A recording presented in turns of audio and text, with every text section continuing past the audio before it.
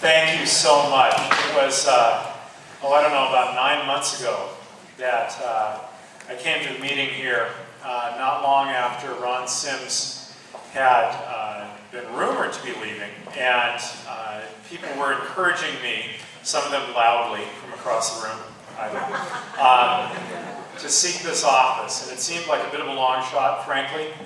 But in that intervening month, I decided to run, and I came here to the meeting, and you very kindly offered me an endorsement, which was a surprise that I was going to be early endorsed, and I was extremely grateful and humbled by that. And as I turned to walk back to the back of the room, somebody jumped up and started making a motion to make a donation to my campaign. And I got to tell you, you cannot underestimate the momentum that was provided, not just by the $3,434.34 in that giant foam check, but by having all of my friends and political family here in the 34th District stand up and say, let's go get this thing done. That provided a huge boost early in the campaign, and I think really contributed a lot to our ultimate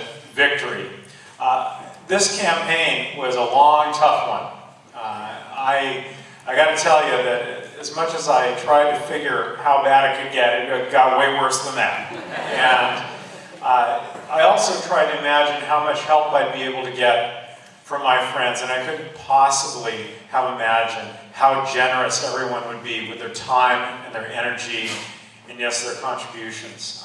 This organization, the members of the 34th District Democrats, and all of our constituent groups, from women's rights groups to environmental groups to our friends in the labor community, really, really reached down deep and helped with the volunteer hours, those 100,000 telephone calls in the general election, over 5,000 individual donors. We raised something on the order of $1.3 million in the middle of the worst recession of our lifetimes.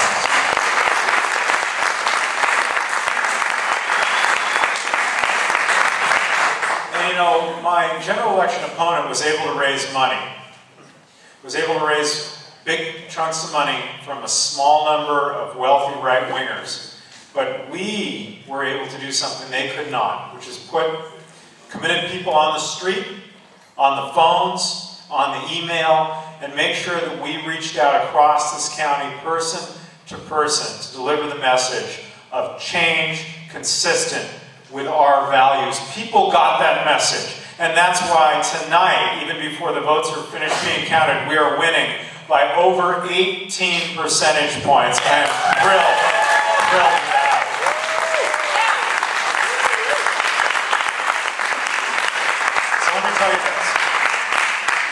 We're busy putting together this administration. I have 12 more days until I'm sworn in.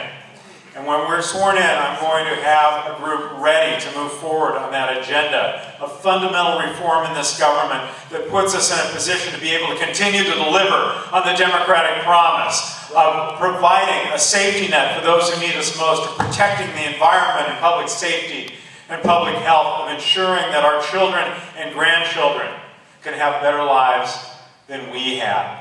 That's what Democrats want their government to be. And by creating these reforms that are right in line with our values, we'll be able to leave the next generation with a government that can deliver on that promise. Thank you for being a part of the foundation of that new government. Thank you so much.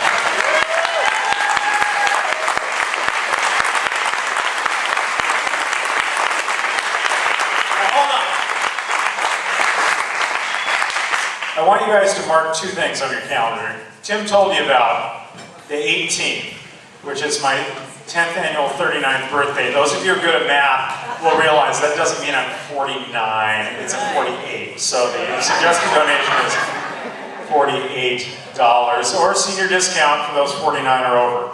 But also a week later, just less than a week later, on the 24th, the election will be certified. And that afternoon, we will hold a swearing-in ceremony. Usually those are held in the council chambers, a very small room. But we're going to move that. We're going to move it to someplace much bigger, and we're going to hold it later in the afternoon. Not Safeco Field, no. And so we will be sending around a notice, and I would appreciate anybody who's able to come and join us, my family and friends and campaign supporters, for that swearing-in ceremony. That's the 24th, and I believe it'll be around 4 p.m. And we're tentatively looking at the old, now deconsecrated First United Methodist Church, which I helped save and which has been restored. Very proud of that accomplishment, and I would really enjoy seeing each and every one of you there. So thank you for everything you've done. Thank you for everything you'll do over the course of the next year. I'm sorry to have created all this fuss with appointments to office, but, you know, break a few eggs. Thank you very much.